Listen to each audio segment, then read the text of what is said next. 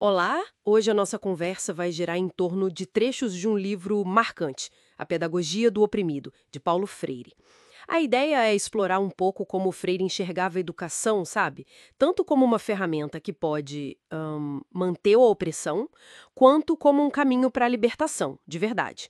E o ponto central que vamos tentar desvendar aqui é essa pedagogia que nasce com os oprimidos e não só feita para eles. Vamos lá? Pois é uma visão bem engajada. Freire sempre conectou a educação com a vida real, com a possibilidade de transformar a sociedade. E ele fazia um alerta importante: não dá para libertar usando as mesmas lógicas que oprimem, né? Seria uma contradição total. Faz sentido. E um ponto que ele critica muito é a tal da educação bancária, né? Essa imagem é forte. O professor deposita o conhecimento no aluno como se ele fosse um cofre vazio, passivo. Que tipo de efeito isso tem? O efeito é bem sério.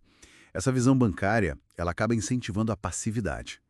As pessoas meio que se adaptam à realidade como ela é, sem questionar muito. Fica difícil desenvolver um pensamento mais crítico, mais autêntico. Aí, o Freire contrapõe isso com a educação problematizadora, que é baseada no diálogo, na colaboração.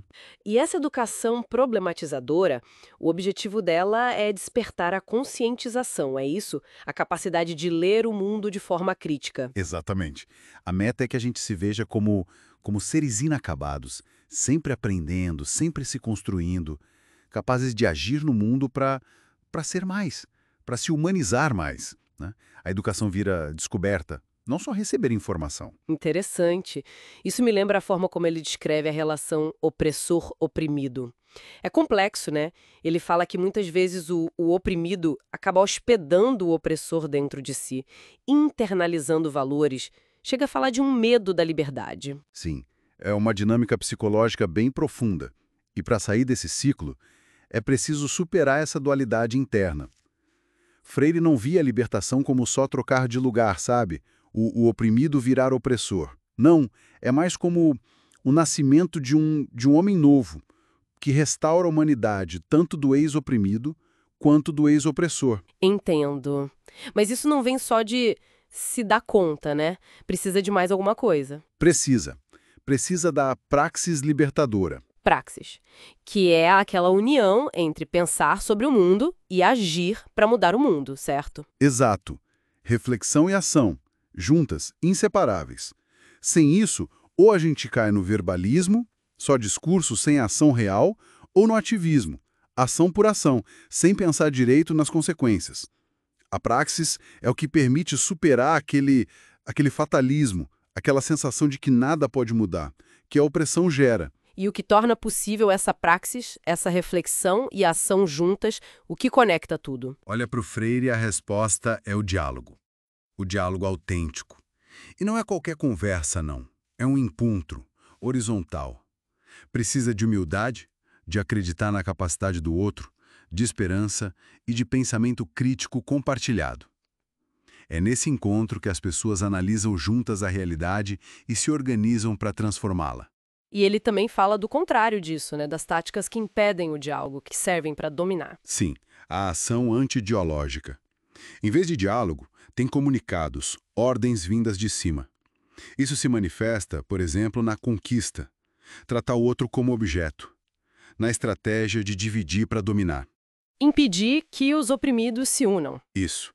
E também na manipulação, usar as pessoas como massa de manobra. E, algo muito importante, a invasão cultural. Invasão cultural, como seria isso? É quando se impõe uma visão de mundo, valores, mitos que justificam a situação de opressão.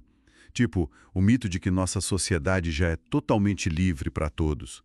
Ou o mito da igualdade de oportunidades quando a estrutura é desigual, sabe? Ou até o mito de que certos grupos são naturalmente inferiores ou preguiçosos. Esses mitos, eles paralisam o pensamento crítico, a vontade de mudar. Nossa, fica claro então como o diálogo e a praxis são centrais para quebrar esses ciclos. Com certeza. São os pilares para a educação ser, de fato, o que ele chamava de prática da liberdade, e não só mais uma forma de domesticação. Então, resumindo um pouco, a educação bancária, que só deposita, ela passiviza. A problematizadora, que dialoga, liberta pela consciência crítica. Para superar a opressão é preciso praxis, pensar e agir juntos.